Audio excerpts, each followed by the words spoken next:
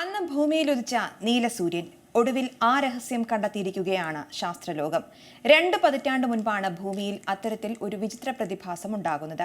1831 ഓഗസ്റ്റിൽ സൂര്യൻ വ്യത്യസ്ത നിറങ്ങളിൽ കാണപ്പെട്ടുവെന്ന് ലോകത്തിന്റെ വിവിധ ഭാഗങ്ങളിൽ നിന്ന് റിപ്പോർട്ടുകൾ പുറത്തുവന്നിരുന്നു. നീല, പച്ച എന്നിങ്ങനെ വിവിധ നിറങ്ങളിൽ സൂര്യൻ ഉദിച്ചുവെന്നാണ് ചൈന, യൂറോപ്പ്, US, കരീബിയൻ എന്നിവിടങ്ങളിൽ നിന്നുള്ള റിപ്പോർട്ടുകളിൽ പറഞ്ഞിരുന്നത്. എന്നാൽ ഇപ്പോഴിതാ ഭൂമിയുടെ അന്തരീക്ഷത്തിൽ സൂര്യൻ നീലയായി കാണപ്പെട്ടതിന്റെ രഹസ്യം ഒടുവിൽ കണ്ടെത്തിയിരിക്കുകയാണ് ശാസ്ത്രലോകം. അന്നത്തെ നീല സൂര്യനും തണുത്ത അന്തരീക്ഷത്തിനും കാരണമായത് ഒരു വലിയ അഗ്നിപർവ്വത സ്ഫോടനമാകാമെന്നാണ് ശാസ്ത്രജ്ഞർ നേരത്തെ തന്നെ വിശ്വസിച്ചിരുന്നത്. എന്നാൽ അന്ന് സൂര്യനെ നീലയാക്കിയ ആ അഗ്നിപർവ്വതത്തെ കണ്ടെത്താൻ കഴിഞ്ഞിരുന്നില്ല. പിന്നീട് പുതിയ പഠനത്തിലൂടെ ആ കണ്ടെത്തലുകൾ അവർ സ്ഥിരീകരിക്കുകയാണ്. 1831 ഒരു വലിയ അഗ്നിപർവ്വത വിസ്ഫോടനം അന്തരീക്ഷത്തിലേക്ക് വൻതോതിൽ സൾഫർ ഡയോക്സൈഡ് പുറന്തള്ളിയിരുന്നുവെന്നും അത് കഠിനമായ തണുപ്പിന് കാരണമായെന്നും ശാസ്ത്രജ്ഞർ പറയുന്നു. ഇതേ തുടർന്ന് വിചിത്രമായ കാലാവസ്ഥയുണ്ടായെന്നും ഇതാണ് സൂര്യന്റെ നിറമാറ്റത്തിന് കാരണമായതെന്നും പഠനത്തിൽ പറയുന്നു. പഠനം പ്രസിദ്ധീകരിച്ചിരിക്കുന്നത് proceedings of national academy of science ജേണലിലാണ്. റഷ്യയും ജപ്പാനും തമ്മിൽ ദീർഘകാലമായി തർക്കം നിലനിൽക്കുന്ന സിമുഷിർ എന്ന വിദേശ ദ്വീപിലെ സവാരിസ്കി അഗ്നിപർവ്വതത്തിന്റെ പൊട്ടിത്തെറിയുടെ ഫലമായിരുന്നു ഈ കാലാവസ്ഥാ പ്രതിഭാസങ്ങൾ എന്നാണ് ശാസ്ത്രലോകത്തിന്റെ കണ്ടെത്തൽ. ഇവ സ്ഥിരീകരിക്കാനായി സ്കോട്ട്ലൻഡിലെ സെയിന്റ് ആൻഡ്രൂ സർവകലാശാലയിലെ ശാസ്ത്രജ്ഞർ 1831 അഗ്നിപർവ്വത സ്ഫോടനത്തെക്കുറിച്ചുള്ള ഐസ് കോർ റെക്കോർഡുകൾ വിശകലനം ചെയ്തിരുന്നു.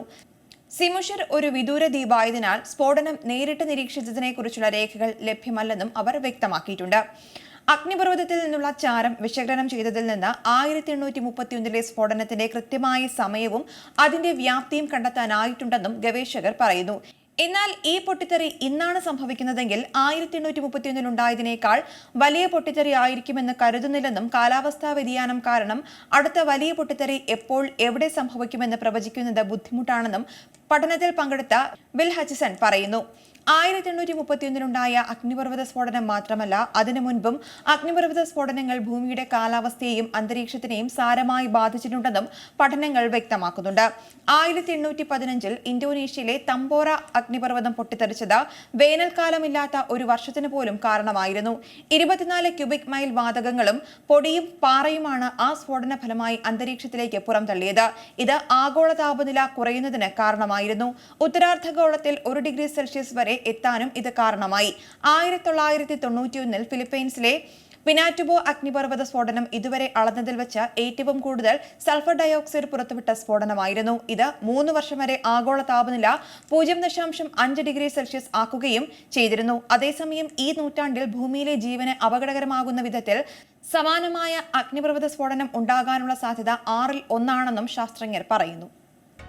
പുതിയ വാർത്തകളും വിശേഷങ്ങളും ഇനി വിരൽ തുമ്പിൽ. എല്ലാ ഡിജിറ്റൽ പ്ലാറ്റ്ഫോമുകളിലും ഇപ്പോൾ സീ മലയാളം ന്യൂസ് ലഭ്യം.